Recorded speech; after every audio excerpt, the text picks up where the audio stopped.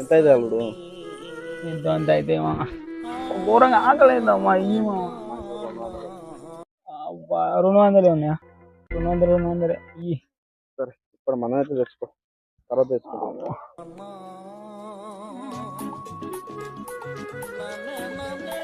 మీకు 90 అన్న? అబ్బా అంతేనా? అయితే కానీ ఉద్దరియ రాదు, పైసలు ఇస్తా రేపు. అబ్బా ఈ పైసలు అయితే మిగిలినాయి, అక్కడికి వస్తాయి. 190 అట, రేపు ఇస్తుంది. అబ్బా పైసలు అయితే మిగిలినాయి.